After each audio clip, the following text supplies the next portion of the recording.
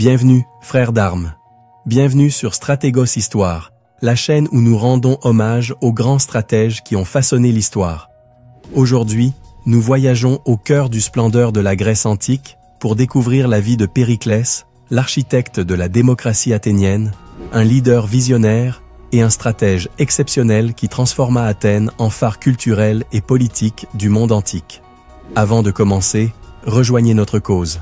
Laissez un like, commentez, partagez cette vidéo avec d'autres passionnés d'histoire et abonnez-vous à Stratégos. Chaque geste renforce notre communauté. Aiguisez vos lances et allumez vos torches, car commence l'histoire de Périclès, le leader de l'âge d'or d'Athènes. Première partie. Origine et premières années. En 495 JC, dans la florissante cité d'Athènes, naquit Périclès, un homme destiné à laisser une empreinte indélébile dans l'histoire de l'humanité. C'était une époque de changement et de consolidation pour la démocratie athénienne, et sa famille représentait le meilleur de deux mondes, l'aristocratie et l'héroïsme militaire. Son père, Xantippos, était un général respecté qui avait mené les troupes athéniennes à la victoire lors de la bataille décisive de Mycale pendant les guerres médiques, marquant un tournant majeur contre l'Empire perse. Sa mère, Agaristée, appartenait à la puissante famille des Alcméonides, un lignage aux profondes racines aristocratiques et ayant joué un rôle actif dans la politique athénienne. Cette double ascendance, à la fois militaire et aristocratique, plaça Périclès dès sa naissance au sommet de l'élite sociale et politique d'Athènes. Son enfance se déroula dans un environnement privilégié, imprégné des valeurs d'honneur, de devoir et de responsabilité envers la cité. Cependant, son lignage maternel portait également une part de controverse, car les Alcméonides étaient considérés par certains comme une famille maudite, en raison d'un ancien assassinat politique. L'éducation de Périclès fut aussi exceptionnelle que son ascendance.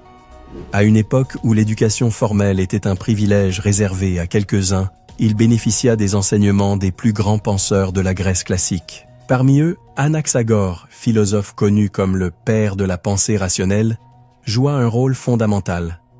Il initia Périclès à la science, lui apprenant à remettre en question les explications mythologiques du monde et à chercher des réponses à travers l'observation et la raison. Cette approche marqua profondément Périclès, qui adopta par la suite une vision pragmatique et progressiste de la politique. Un autre de ses mentors fut Protagoras, un sophiste dont les enseignements insistaient sur le pouvoir du langage et l'importance de la persuasion. Périclès apprit à ses côtés l'art du discours, une compétence qui deviendrait l'une de ses armes les plus puissantes. Athènes, à cette époque, était un foyer d'effervescence artistique et philosophique, et Périclès s'imprégna de cet esprit, développant un intérêt marqué pour les arts et le mécénat culturel dès son plus jeune âge. Cet engagement pour le progrès artistique et intellectuel deviendrait une constante tout au long de sa vie. Cependant, son éducation ne se limita pas à la philosophie et à l'éloquence. En tant que membre de l'aristocratie, Périclès reçut également une formation militaire et juridique, apprenant les stratégies de guerre et les lois de la cité-État. Ces enseignements lui fournirent une combinaison unique de compétences intellectuelles et pratiques, qui lui permirent d'exceller dans tous les aspects de la vie athénienne. L'entrée de Périclès en politique était presque inévitable, compte tenu de son ascendance et de son éducation. Cependant, il ne s'y engagea pas immédiatement. Durant sa jeunesse, Périclès préféra rester à l'écart de la vie publique, probablement influencé par le désir d'éviter l'attention que sa famille suscitait déjà.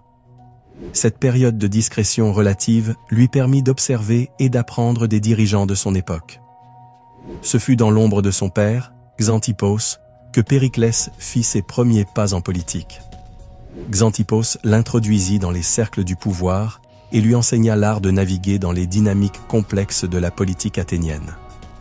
Toutefois, à la mort de son père, Périclès dut tracer son propre chemin.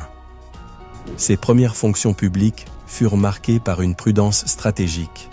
Il ne cherchait pas à se démarquer immédiatement, mais plutôt à gagner la confiance des citoyens et à s'imposer comme un homme politique fiable. Un moment clé de ses premières années fut sa relation avec Simon, un autre membre de l'aristocratie athénienne et une figure politique influente. Cimon était un défenseur des classes privilégiées et soutenait une politique favorable à Sparte, en contraste avec les tendances plus démocratiques que Périclès commençait à adopter. Bien qu'ils aient d'abord collaboré, leurs divergences idéologiques finirent par apparaître clairement. Ce conflit constitua l'un des premiers défis politiques de Périclès et le poussa à consolider sa propre position. L'un des moments décisifs de cette période fut sa défense de réformes populaires visant à améliorer la condition des citoyens les plus modestes. Ces initiatives lui valurent le soutien des masses. Grâce à ces actions, Périclès commença à se démarquer comme un leader qui, bien que d'origine aristocratique, comprenait les besoins du démos, le peuple athénien. Deuxième partie. Ascension au pouvoir. Athènes, dans la première moitié du VIe siècle AVJ-C, était en pleine effervescence politique. Les tensions entre les factions aristocratiques conservatrices et les réformateurs démocratiques façonnaient l'avenir de la cité. Dans ce contexte, deux figures émergèrent comme les porte-étendards de visions opposées pour l'avenir d'Athènes, Cimon et Périclès. Cimon, fils de Miltiade, le célèbre héros de Marathon, représentait les intérêts de l'oligarchie athénienne. Sa politique favorable à Sparte et son insistance sur le maintien d'un équilibre traditionnel bénéficiaient avant tout aux élites terriennes. À l'opposé, Périclès devenait le visage du Parti démocratique, un mouvement qui prônait une plus grande participation politique des citoyens ordinaires. La rivalité entre Cimon et Périclès se développa à un moment crucial de l'histoire athénienne. Cimon, fort de son soutien parmi les aristocrates et de sa réputation de commandant militaire, dominait la politique athénienne au cours des décennies qui suivirent les guerres médiques. Sous son commandement, Athènes renforça la Ligue de Délos, une alliance militaire initialement destinée à protéger les cités-États grecques contre les futures menaces perses. Cependant, le contrôle autoritaire de Cimon sur cette ligue et son inclination pro-spartiate provoquèrent des tensions internes. Périclès, bien qu'ayant d'abord opéré dans l'ombre, commença à gagner en popularité en se positionnant comme le défenseur des classes populaires. Sa stratégie reposait sur la promotion de réformes démocratiques et sur la critique de la dépendance d'Athènes envers Sparte. Un tournant majeur dans cette rivalité eut lieu en 462 AVJ-C, lorsque Cimon dirigea une expédition militaire pour venir en aide à Sparte, alors confrontée à une révolte des Ilotes.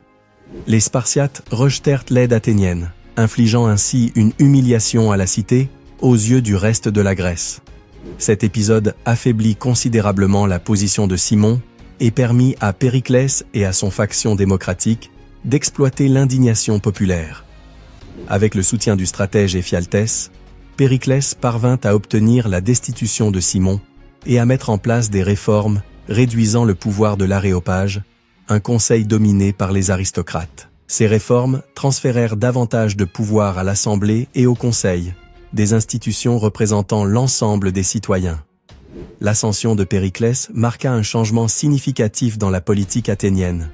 Sa popularité auprès des classes populaires reposait sur sa capacité à articuler une vision d'Athènes plus inclusive. L'une de ses réformes les plus innovantes fut l'introduction d'une rémunération pour les citoyens participant aux fonctions publiques, comme les jurés des tribunaux. Ce changement permit aux citoyens les plus pauvres, qui auparavant ne pouvaient se permettre d'abandonner leur travail pour participer à la vie politique, de jouer un rôle actif dans la démocratie. Sous son leadership, Athènes devint une démocratie directe plus solide. Périclès renforça l'importance de l'Assemblée, où les citoyens pouvaient voter directement sur les décisions politiques. Parallèlement, il centralisa le pouvoir dans ses institutions populaires, affaiblissant ainsi les anciens conseils aristocratiques qui avaient longtemps monopolisé la prise de décision. Le leadership de Périclès ne transforma pas seulement la politique interne d'Athènes, il marqua aussi une ère d'expansion en politique étrangère.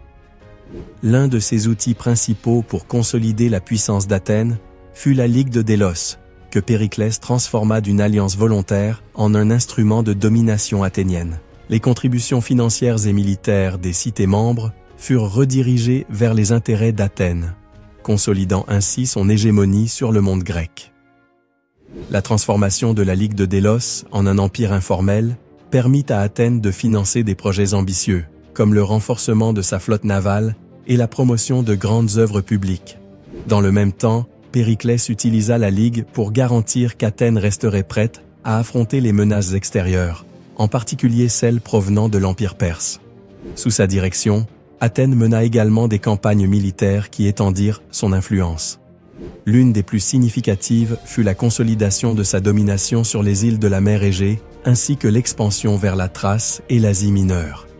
Ces interventions renforcèrent la position stratégique d'Athènes, assurant un flux de ressources stable et la stabilité économique nécessaire au maintien de son empire grandissant. À la fin de cette période, Périclès s'était imposé comme la figure dominante de la politique athénienne. Sa capacité à mettre en œuvre des réformes démocratiques, à gagner le soutien populaire et à mener une politique étrangère ambitieuse fit de lui le principal stratège d'Athènes. Cependant, son leadership marqua également le début d'une phase de tension interne et externe, car la montée en puissance d'Athènes suscita des inquiétudes parmi les autres cités-États grecques, notamment Sparte. Troisième partie, l'apogée d'Athènes. Sous la direction de Périclès, Athènes atteignit un éclat qui marqua à jamais l'histoire de la civilisation occidentale. Cette période, connue sous le nom de l'âge d'or d'Athènes, transforma la cité-État non seulement en une puissance politique et militaire, mais aussi en le centre culturel du monde grec. Avec une vision ambitieuse, Périclès traça un chemin où l'art, la philosophie et la politique s'entrelacèrent pour refléter la grandeur d'Athènes. Périclès n'était pas seulement un stratège militaire ni un habile politicien, mais aussi un visionnaire qui comprenait le pouvoir de la culture comme un instrument de cohésion sociale et de prestige international. Son leadership transforma Athènes en un phare du monde grec. Et cet épisode explore comment cette vision prit vie. L'un des plus grands accomplissements de Périclès fut la construction du Parthénon, le temple emblématique dédié à Athéna, la déesse protectrice d'Athènes. Situé au sommet de l'acropole, le Parthénon représentait non seulement la dévotion religieuse des Athéniens, mais aussi leur fierté politique et culturelle. Conçu par les architectes Iktinos et Kallikrates, et orné par le sculpteur Phidias, le temple était une prouesse d'ingénierie et de symbolisme. La construction du Parthénon, financée en grande partie avec les ressources de la Ligue de Délos, suscita des tensions avec d'autres cités-États, qui voyaient comment Athènes utilisait les fonds de l'Alliance pour se glorifier elle-même. Cependant, Périclès défendait ses œuvres comme une démonstration de la puissance et de la grandeur de la démocratie athénienne. Sous sa direction, le Parthénon devint un symbole non seulement d'Athènes, mais de la civilisation grecque dans son ensemble. Au-delà du Parthénon, Périclès supervisa un ambitieux programme de travaux publics qui renforça les infrastructures d'Athènes. Les remparts de la ville furent agrandis et consolidés pour garantir la sécurité contre d'éventuelles attaques, tandis que le port du Pirée se transforma en un centre commercial et militaire essentiel à l'expansion maritime d'Athènes. Ces travaux ne servaient pas uniquement à protéger et relier la ville, mais aussi à générer des emplois pour les citoyens athéniens, stimulant ainsi l'économie locale. Pour Périclès, ces investissements étaient un moyen d'assurer le bien-être de la population, tout en projetant l'image d'Athènes comme une puissance inébranlable. La démocratie athénienne atteignit son apogée culturel à cette époque. Périclès promut une vision inclusive, veillant à ce que les classes populaires puissent participer activement à la politique et à la vie culturelle de la cité. Grâce au paiement pour la participation aux fonctions publiques et à l'accès gratuit à des événements comme les grandes représentations théâtrales, Athènes connut une période où l'art et la politique s'entremêlaient pour le bénéfice de tous les citoyens.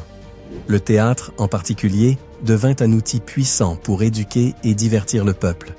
Des dramaturges comme Sophocle, Euripide et Aristophane s'épanouirent dans cet environnement, créant des œuvres qui exploraient la nature humaine, la politique et les dilemmes éthiques. Périclès comprenait que ces expressions culturelles renforçaient l'identité athénienne et consolidaient son héritage. Périclès était profondément influencé par les penseurs de son temps. Sous son leadership, Athènes devint un refuge pour les grands intellectuels du monde grec.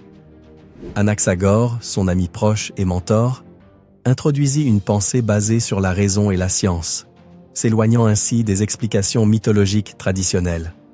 Cette influence façonna la vision rationaliste de Périclès, qui se reflétait dans son gouvernement et sa politique culturelle.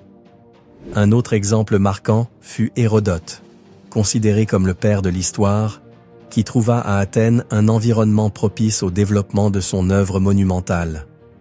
Son récit des guerres médiques, où Athènes était dépeinte comme une héroïne, contribua à consolider le prestige de la cité.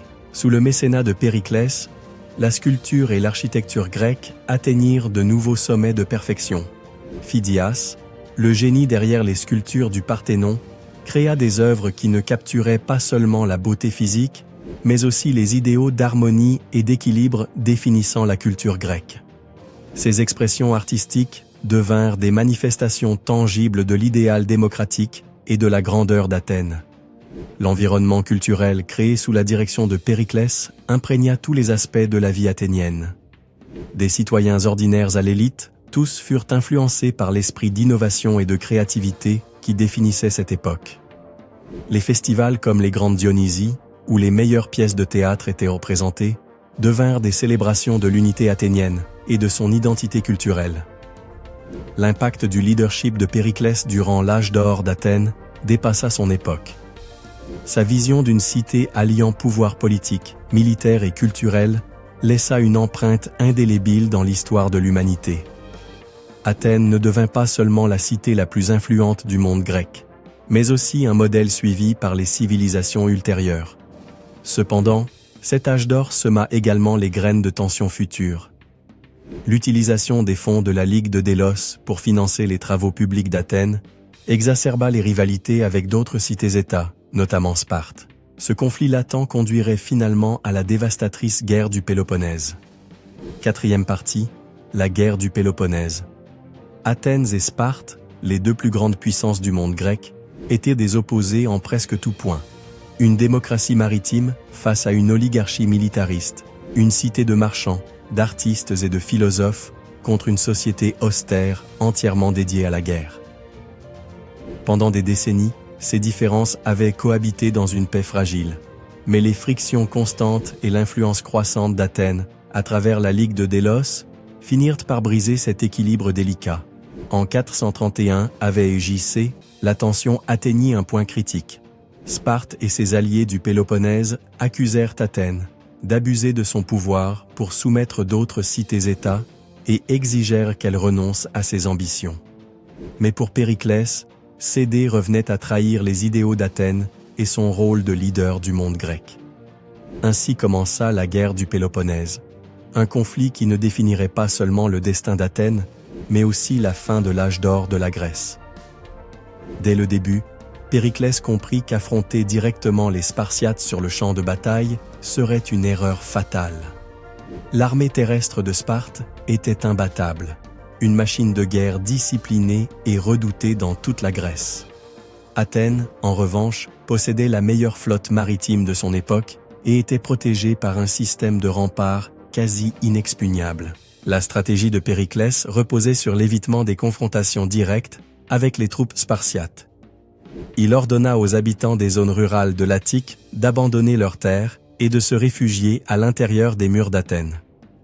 Pendant ce temps, la flotte athénienne attaquerait les côtes du Péloponnèse, harcelant les alliés de Sparte et coupant leurs approvisionnements. Ce serait une guerre d'usure, une épreuve de résistance qu'Athènes, avec sa richesse et sa capacité à importer de la nourriture depuis ses colonies, pouvait espérer gagner. Pour soutenir cette stratégie, Périclès renforça les longs murs, qui reliaient Athènes à son port du Pirée. Ces murs ne protégeaient pas seulement la cité, mais garantissaient un accès continu aux ressources par la mer.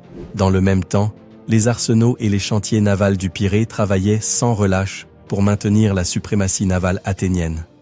Cependant, la décision de concentrer toute la population de l'Attique à l'intérieur des murs d'Athènes eut un coût. La cité, conçue pour abriter quelques dizaines de milliers de personnes, devait désormais en accueillir plusieurs centaines de milliers.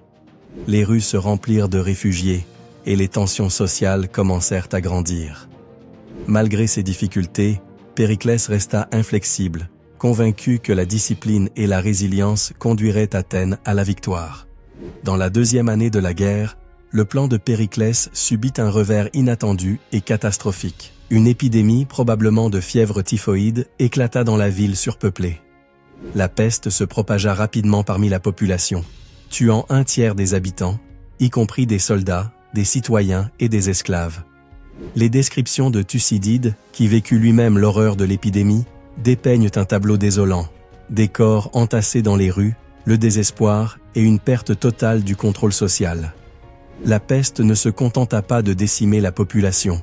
Elle sapa également le moral des Athéniens. Beaucoup commencèrent à remettre en question la stratégie de Périclès et à le tenir pour responsable de la tragédie. Dans ce moment de crise, Périclès, qui perdit également ses fils et son épouse dans l'épidémie, fit preuve d'une résilience admirable. Malgré sa propre détérioration physique et émotionnelle, il tenta de maintenir l'espoir et l'unité de la cité. Cependant, même lui ne put échapper à la maladie. En 429 AVS JC, Périclès succomba à la peste, laissant Athènes orpheline de son leader le plus visionnaire.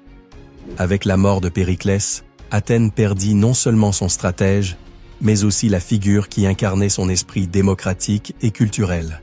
Les successeurs de Périclès manquaient de sa vision et de sa capacité à gouverner, et la politique athénienne se fragmenta en factions rivales. Alors que certains cherchaient à poursuivre la stratégie de Périclès, d'autres prônaient des affrontements plus directs avec Sparte, ce qui conduisit à une série de décisions désastreuses. L'absence d'unité dans le leadership athénien affaiblit la position de la cité dans la guerre. Sans le charisme et l'autorité morale de Périclès, Athènes commença à perdre la cohésion interne qui avait été essentielle lors des premières phases du conflit. Malgré sa mort, l'héritage de Périclès continua d'influencer Athènes. Son insistance sur la démocratie et la culture laissa une empreinte durable, et ses politiques de renforcement des infrastructures et de la flotte navale permirent à Athènes de résister pendant encore plusieurs décennies. Cependant, sans sa direction, la cité fut incapable de maintenir la stratégie d'usure qui avait été la clé de l'équilibre face à Sparte. La guerre du Péloponnèse se poursuivit pendant près de 3 décennies après la mort de Périclès, menant Athènes et toute la Grèce à l'épuisement. Sans son chef, Athènes perdit sa position dominante et subit des défaites humiliantes, notamment la destruction de sa flotte lors de la bataille d'Aigos Potamos et sa reddition finale face à Sparte en 404 AVC J.C. Bien que la cité conservât son influence culturelle, l'hégémonie athénienne prit fin, marquant le début d'une période d'instabilité pour le monde grec.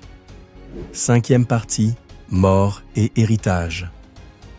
L'année 429 AVC JC marqua un tournant dans l'histoire d'Athènes. La cité était plongée dans le chaos. La peste, qui avait commencé 2 ans plus tôt, continuait de ravager la population. Les murailles, qui devaient protéger les Athéniens de l'armée spartiate, se transformèrent en un piège mortel, où la surpopulation et le manque d'hygiène favorisèrent la propagation de la maladie. Au milieu de cette tragédie, Périclès, l'architecte de la glorieuse Athènes, contracta la peste. Chaque jour qui passait affaiblissait un peu plus sa santé, mais il ne renonça pas à son rôle de leader. Malgré son affaiblissement physique et la perte de son épouse et de ses fils à cause de l'épidémie, Périclès tenta de maintenir la cohésion dans une cité en pleine désintégration. Cependant, même lui, avec toute sa force de caractère, ne put triompher de l'ampleur de la peste. À l'automne de 429 AVC JC, Athènes perdit son leader le plus emblématique. La mort de Périclès fut un coup dévastateur, non seulement pour Athènes, mais pour toute la Grèce. Son leadership avait été le pilier de la démocratie athénienne, et son absence laissa un vide que personne ne put combler. Sans Périclès, la cité se fragmenta politiquement. Ses successeurs manquaient de son charisme et de sa vision stratégique. Alors que Périclès gouvernait avec un équilibre recherchant le bien commun, ceux qui lui succédèrent s'enlisèrent dans des luttes de pouvoir et privilégièrent leurs propres intérêts. Les factions rivales commencèrent à se disputer le contrôle de la politique athénienne, affaiblissant l'unité que Périclès avait construite avec tant d'efforts. La confiance du peuple dans la démocratie vacilla, et Athènes entra dans une période d'instabilité qui, combinée aux pressions de la guerre du Péloponnèse, marqua le début du déclin de la cité-État. La mort de Périclès symbolisa la fin de l'âge d'or d'Athènes, une époque où la cité avait dominé non seulement militairement, mais aussi culturellement. C'est sous son leadership qu'Athènes devint le centre du monde grec en matière d'art, de philosophie et de démocratie. Sans lui, l'esprit de cette époque commença à s'éteindre, et Athènes perdit sa direction. Malgré la tragédie de sa disparition, l'héritage de Périclès survécut à travers les institutions et les valeurs qu'il avait promues. Il fut l'architecte de la démocratie athénienne, un système qui, bien qu'imparfait, devint le modèle du développement de la pensée politique occidentale. Ces réformes, telles que la rémunération des fonctions publiques, garantissaient que la participation politique ne soit pas réservée aux élites, mais accessible aux citoyens de toutes les classes sociales. Ces idées ne transformèrent pas seulement Athènes, mais posèrent les bases des idéaux démocratiques qui sont encore valorisés aujourd'hui. Périclès fut également un mécène infatigable des arts et de la culture. Sous son leadership, Athènes connut une explosion créative sans précédent. Le Parthénon, symbole éternel de la civilisation grecque, fut construit grâce à sa vision. Poètes, dramaturges, sculpteurs et philosophes prospérèrent sous sa protection. Les œuvres d'auteurs comme Sophocle et Échille, ainsi que les idées de Socrate, s'épanouirent dans un environnement que Périclès avait soigneusement cultivé. L'impact de Périclès ne s'arrêta pas avec sa mort. Sa vision politique et culturelle influença des figures comme Socrate, qui remit en question et approfondit les valeurs de la démocratie. Plus tard, Aristote et Platon, bien que critiques à certains égards, continuèrent à réfléchir sur le système démocratique que Périclès avait contribué à consolider. L'idée d'un gouvernement fondé sur la participation citoyenne et la valeur de l'éducation et de la culture comme piliers de la société est un héritage direct de son époque. La mort de Périclès laissa Athènes vulnérable, non seulement sur le plan interne, mais aussi sur la scène internationale. Sans son leadership, la stratégie militaire devint incohérente. Les décisions erratiques et les conflits internes conduisirent à des erreurs militaires coûteuses. Malgré ses efforts, Athènes ne put résister à l'avancée de Sparte et de ses alliés. En 404 AVCJ, après près de 3 décennies de guerre, la cité fut vaincue et ses murailles furent démolies, marquant la fin de son hégémonie. La défaite ne signifia pas seulement la perte de la puissance militaire, mais aussi l'effondrement de la structure économique et politique d'Athènes. La Ligue de Délos, que Périclès avait consolidée pour garantir la sécurité des cités-États grecques, s'effondra. Sparte prit la tête de la Grèce, mais sa domination fut de courte durée et marquée par des tensions internes, ce qui affaiblit l'ensemble du monde grec. Bien que le déclin d'Athènes fût inévitable après la guerre du Péloponnèse, les valeurs de Périclès continuèrent d'influencer, au moins en partie, le destin de la cité. La démocratie, malgré ses fluctuations, survécut encore un certain temps, et l'héritage culturel d'Athènes resta un phare pour les générations futures. Même dans sa défaite, Athènes fut toujours reconnue comme le cœur intellectuel et artistique de la Grèce, grâce à l'œuvre de Périclès. Bien que l'histoire d'Athènes après la mort de Périclès fût celle d'un déclin, son héritage transcenda les limites de son époque. Les idéaux qu'il promut, démocratie, culture, éducation et participation citoyenne, influencèrent profondément la pensée politique et philosophique occidentale. Chaque débat sur la démocratie, chaque réflexion sur le pouvoir de la culture porte encore aujourd'hui l'empreinte de Périclès. Le leader Périclès mourut au milieu de la peste, mais sa vision survécut à travers les siècles. Aujourd'hui, chaque fois que nous contemplons le Parthénon, que nous lisons les dramaturges classiques ou que nous discutons des valeurs démocratiques, nous ravivons l'esprit d'une Athènes qui, bien qu'éphémère, a marqué à jamais le cours de l'histoire. Périclès ne fut pas seulement un leader de son temps, il fut un architecte du futur. Et c'est pourquoi son nom résonne encore parmi les plus grands de l'humanité. Merci d'être resté jusqu'à la fin. Si cette vidéo vous a plu, laissez un like, abonnez-vous et partagez-la pour qu'elle touche un plus large public. On se retrouve dans le prochain épisode, Frères d'armes.